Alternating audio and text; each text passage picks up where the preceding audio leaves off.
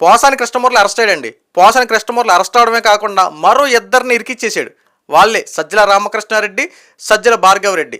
వీళ్ళిద్దరిని ఇరికిచ్చేసాడు. ఇప్పుడు పోలీసులు వీళ్ళిద్దరిని అరెస్ట్ చేయడం కోసం రంగం సిద్ధం చేసుకున్నారు. సో ఏ క్షణమైనా సరే వీళ్ళ జాడ కనపడితే ఖచ్చితంగా అరెస్ట్ చేస్తారు. ఎందుకంటే పోసాని కృష్ణమూర్తిని ఎంక్వైరీ చేస్తే ఒళ్ళు గగ్గురు పొడిచే నిజాలు బయటపెట్టాడు. ఇందులో ప్రధాన సూత్రధారులు, పాత్రధారులు సజ్జల రామకృష్ణారెడ్డి, సజ్జల భార్గవరెడ్డి. మొత్తం నిజం కక్కేశాడు. అసలు ఏం జరిగింది, పోసాని కృష్ణమూర్తిని ఎంక్వైరీ చేస్తే ఏం చెప్పాడు, ప్రతిదీ పిన్ టు పిన్ మీకు ఎక్స్ప్లెయిన్ చేస్తా. దయచేసి ఈ వీడియో పూర్తి వరకు చూడండి. ఈ వీడియో మీకు నచ్చితే సబ్స్క్రైబ్ చేసుకోండి, మరో నలుగురు షేర్ చేసి సబ్స్క్రైబ్ చేసుకోమని చెప్పండి. ఇక విషయంలోకి వెళ్తే పోసాని కృష్ణమూర్తి అరెస్ట్ అయ్యాడు. అయితే పోలీసులు ఎంక్వైరీ చేస్తూ ఉండంటే పోసాని చేసినటువంటి డ్రామాలు ఏంటంటే, అయ్యో నాకు కడుపు నొప్పి వస్తుంది, నాకు గుండెల్లో నొప్పి వస్తుందని చెప్పి డ్రామాలు వేసాడు. సరే నిజంగానేమో అని చెప్పి పోసాని కృష్ణమూర్తిని హాస్పిటల్కి తీసుకెళ్తే, రిమ్స్ హాస్పిటల్ తీసుకెళ్తే మొత్తం అన్ని టెస్టులు చేశారు. చివరాఖరికి ఏమీ లేదు. ఎట్టకేలకు పోలీసులు మళ్ళీ ఏం జరిగిందో మరి మీడియాకి చెప్పాలి కదా. ఆ పోసానిని హాస్పిటల్ తీసుకొచ్చాం, ఇక్కడ ఏమీ లేదు, మళ్ళీ పోసానిని మళ్ళీ యథావిధిగా జైలుకి తీసుకెళ్ళిపోతున్నామని చెప్పి పోలీసులు ప్రెస్ మీట్లో కూడా వెల్లడించారు. అంటే ఒక డ్రామాకి తెరలేపాడు. సో పోసాని కృష్ణమూర్తి యొక్క డ్రామా వర్కౌట్ అవ్వాల. మళ్ళీ ఎంక్వైరీ స్టార్ట్ చేశారు. రిమాండ్ రిపోర్ట్లో ఒక విషయాన్ని అయితే పోసాని వెల్లడించాడు. ఎందుకంటే చెప్పిందంత స్టేట్మెంట్ తీసుకుంటారు కదా. దాంట్లో నాకు ఒక స్క్రిప్ట్ వస్తుంది, ఆ స్క్రిప్ట్లో ఉన్నదే నేను చదువుతున్నా, నాకు స్క్రిప్ట్ పంపేది ఎవరంటే సజ్జల రామకృష్ణారెడ్డి, సజ్జల భార్గవరెడ్డే. వాళ్ళిద్దరు పంపినటువంటి స్క్రిప్ట్నే నేను చదువుతున్నా, అందులో ఏదుంటే అదే చదివా. ఒక పార్టీకి నేను మాట్లాడుతున్నప్పుడు వేరొక పార్టీ వాళ్ళు నన్ను టార్గెట్ చేస్తారని తెలుసు కూడా నేను మాట్లాడా.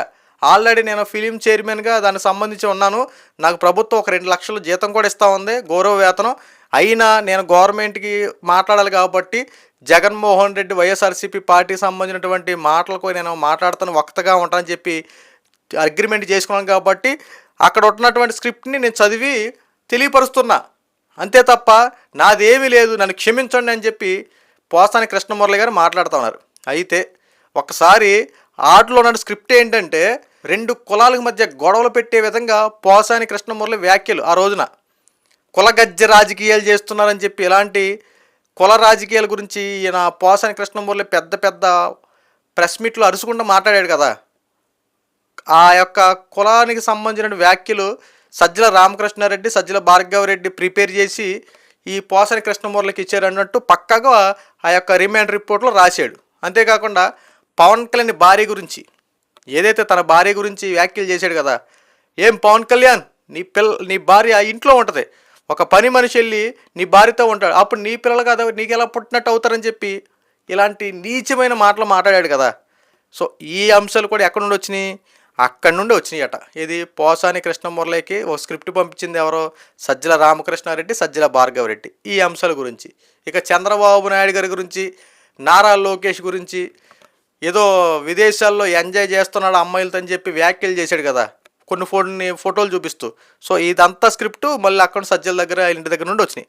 ఇలాగా పోసాని కృష్ణమూర్తి మాట్లాడిన ప్రతి మాటకి కథ, స్క్రీన్ ప్లే, దర్శకత్వం, రైటరు మొత్తం సజ్జల రామకృష్ణారెడ్డి, సజ్జల భార్గవరెడ్డి. మొత్తానికి రిమాండ్ రిపోర్ట్లో వీళ్ళ పేర్లు మెన్షన్ చేశాడు.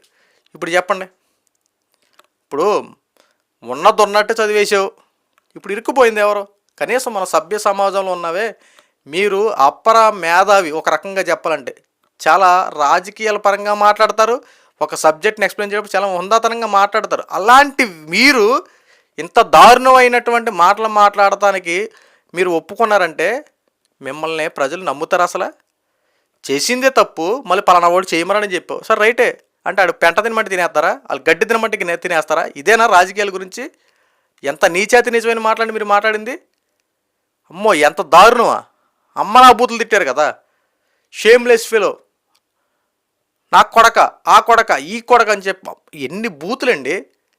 ఇదే రాజకీయాల్లో ఉండి మనం మాట్లాడేది? ప్రజాస్వామ్యంలో ఉండి మాట్లాడే మాటలు ఇవా? ఎంత దారుణమైన మాటలు, ఎన్ని వ్యవహారాలు వ్యవహరించారు.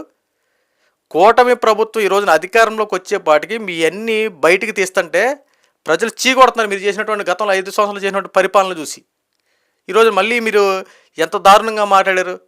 సజ్జల రామకృష్ణారెడ్డి, సజ్జల భార్గవరెడ్డి ఎంత ఈనాతహీనమైనటువంటి ఏంటి అర్థం కావట్లేదు. సకల శాఖ మంత్రి అంటారు, సకల ప్రావీణ్యుడు అని చెప్పి పేరుగాంచినటువంటి సజ్జల రామకృష్ణారెడ్డి ఇయా వ్యవహారాలు చేసేది. ఇదే సజ్జల రామకృష్ణారెడ్డి ఆల్రెడీ గతంలో టీడీపీ పార్టీ ఆఫీసు ధ్వంసం చేసేటప్పుడు కాల్ రికార్డ్స్ కొన్ని బయటపడ్డాయి. సజ్జల రామకృష్ణారెడ్డి ఫోన్ టాకింగ్లో ఉన్నట్టు ఆ విషయాల గురించి కొన్ని విషయాలు కూడా బయటపడ్డాయి. అప్పుడు సజ్జల రామకృష్ణారెడ్డిని సరిగ్గా ఎంక్వైరీ చేయలేకపోయారు, పక్కన పెట్టేశారు. తర్వాత సజ్జల భార్గవరెడ్డి ఏదైతే అగ్రిగోల్డ్ భూములు మొత్తం స్వాధీనం చేసుకుని అమ్మి పడేయడానికి రంగం సిద్ధం చేసుకుని చేశాడు, అప్పుడు సరిగ్గా యాక్షన్ తీసుకొని పక్కన పెట్టేశారు. ఇప్పుడు పోసాని కృష్ణమూర్తికి సంబంధించిన వ్యవహారాల్లో కీలకమైన ఆదేశాలు వీళ్ళిద్దరి మీద వచ్చాయి. సో ఇప్పుడైనా సరే ఈ సజ్జల రామకృష్ణారెడ్డిని సజ్జల భార్గవరెడ్డిని అరెస్ట్ చేస్తారా, వీళ్ళ మీద ఎంక్వైరీ చేసి ఖచ్చితంగా వీళ్ళ మీద కూడా కఠిన చర్యలు తీసుకుంటారో కాస్త వేచి చూడాలి. ఎందుకంటే వీళ్ళు ప్రస్తుతం ఎక్కడ ఉన్నారో తెలియదు. సజ్జల రామకృష్ణారెడ్డి అందుబాటులో లేడు, సజ్జల భార్గవరెడ్డి అందుబాటులో లేరు. ఈరోజు మళ్ళీ ప్రధానంగా వీళ్ళిద్దరి పేర్లు వెలుగులోకి వచ్చాయి. ఇలాంటి వారిని ఖచ్చితంగా శిక్షిస్తేనే రేపన్న రోజున ఒళ్ళు దగ్గర పెట్టుకుని మాట్లాడతారు ఎవరైనా. అరే మనం రాజకీయాల్లో ఉంటున్నాము, రాజకీయాల గురించి మాట్లాడకుండా ఇంట్లో ఆడపిల్లల గురించి వాళ్ళ గురించి వీళ్ళ గురించి ఎందుకని చెప్పి మినిమం కామెంట్ సెన్స్ లేకుండా ఎంత దారుణంగా మాట్లాడుతున్నారంటే ఏం చెప్పడానికి, ప్రజలకి ఏ సందేశం ఇవ్వడానికి? ప్రజాస్వామ్యంలో ఉన్నప్పుడు ఇలాంటి మాటలు మాట్లాడేది మనం. అరే మనకు 5 సంవత్సరాలు అధికారం ఇచ్చారే, ప్రజలకు ఏం చేసామో, ప్రజలు మనల్ని రేపొద్దున ఏలెత్తి చూపుతారేమో, ఇలాంటి ఆలోచించాల. ఈరోజున 11 సీట్లు ఇచ్చినా ఇప్పటికి మీకు ఇంకా ఆలోచన రాకపోతే ఎలాగా? గతంలో చేసినటువంటి అవినీతి ఆరోపణలు ఒక్కటొక్కటి బయటికి తీస్తుంటే చూడండి ఎంత దారుణమైన పనులు చేశారో. దౌర్జన్యాలు చేయడం, అరాచకాలు చేయడం, విస్తృత స్థాయిలో ఎవరిని పడితే ఆడిని కొట్టడం, పోలీస్ స్టేషన్లు తీసుకెళ్ళి వాయి కొట్టడం, అక్రమ కేసులు బనాయించడం, ఇదే కదా గత 5 సంవత్సరాలు మీరు చేసింది. మళ్ళీ ఈ రోజున దౌర్జన్యాలు చేస్తూ ఉన్నారు, అరాచకాలు చేస్తూ ఉన్నారు. కూటమి ప్రభుత్వం వైఎస్ఆర్సీపీ పార్టీలు వాంటెడ్గా టార్గెట్ చేసి అరెస్టులు చేస్తారని చెప్పి మాట్లాడుతూ ఉన్నారు. వీళ్ళు ఒకసారి అరెస్టులు అయిన వాళ్ళు ఒకసారి చూడండి, వాళ్ళు చేసినటువంటి వ్యవహారాలు చూడండి. ప్రతి ఒక్కడో విస్తృత స్థాయిలో తీవ్రమైన వ్యాఖ్యలు చేసినోడే. నోటికి ఎంత వస్తే అంత మాట్లాడటమే. ఒకడు పుట్టుకలు అవమానిస్తూ ఉంటాడు, ఒకళ్ళు ఆడపిల్లని అవమానిస్తూ ఉంటాడు, ఒకడే సోషల్ మీడియాలో తలకాయలు లేపేస్తానంటాడు. ఏంటండి ఇది? మనం ఎక్కడ ఉన్నామండి? మన ప్రజలకి పరిపాలన చేయడానికి వచ్చామా? ప్రజలకి మంచి విషయాల గురించి తెలియడానికి వచ్చామా? ప్రజా సమస్యలు తీర్చే విధంగా ఉండడానికి వచ్చామా?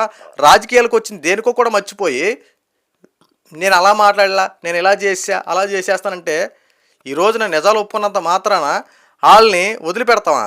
ఇప్పుడు నిజాలు ఒప్పేసుకొని తప్పు అయిపోయింది క్షమించేయండి అంటే క్షమిస్తారా? తప్పు చేసేసావు, ఇప్పుడు క్షమాపణ అడిగితే క్షమించేస్తారా? శ్రీరెడ్డి కూడా అంతే. మొన్న మాట్లాడాల్సిన విస్తృత అమ్మో ఎన్ని మాట్లాడేదండి శ్రీరెడ్డి. తప్పు అయిపోయింది నన్ను క్షమించండి అనేపాటికి కాస్త సైలెంట్ అయ్యేది. ఆర్కే రోజా వీళ్ళందరూ ఒకసారి చూడండి, ప్రతి ఒక్కరూ ఎంత దారుణంగా మాట్లాడారు. కూటమి ప్రభుత్వం విమర్శించుకుంటా వయసులో పెద్ద రాజకీయ అనుభవం ఉన్నటువంటి చంద్రబాబు నాయుడు గారిని ఎంత హేళనగా మాట్లాడేవారో, ఎన్ని మాటలు అనేవారో తలుచుకుంటుంటే నిజంగా బాధేస్తుందండి. చిన్నవాడి దగ్గర నుండి పెద్ద ఆయన వరకు ఎంతమందిని ఎన్ని రకాలుగా మాట్లాడినారో. ఏది చూసినా ఏ రాజకీయాల గురించి మాట్లాడరు, వీళ్ళు సమస్యల గురించి పోరాడరు, ఏదైనా విషయం గురించి మాట్లాడరు, ఏదైనా విషయాన్ని వెల్లడించేటప్పుడు హుందాతనంగా మాట్లాడరు. ప్రతిదీ ఇంట్లో ఆడవాళ్ళ గురించి మాట్లాడడం, వాళ్ళ గురించి వ్యక్తిగత విషయాల గురించి మాట్లాడడం. గత 5 సంవత్సరాలు చేసిన వ్యవహారాలు నెయ్యే. ఇప్పటికైనా అరెస్టులు అవుతున్నారంటే ఈ రోజుకైనా కాస్త ఒళ్ళు దగ్గర పెట్టుకుని మాట్లాడడం తప్ప, ప్రశ్నించే విధంగా ప్రశ్నించడం తప్ప, రాజకీయాల్లో ఉన్న రాజకీయ ముసుగులో శవ రాజకీయాలు, బురద జల్ల రాజకీయాలు మాత్రం చేయమాకండి.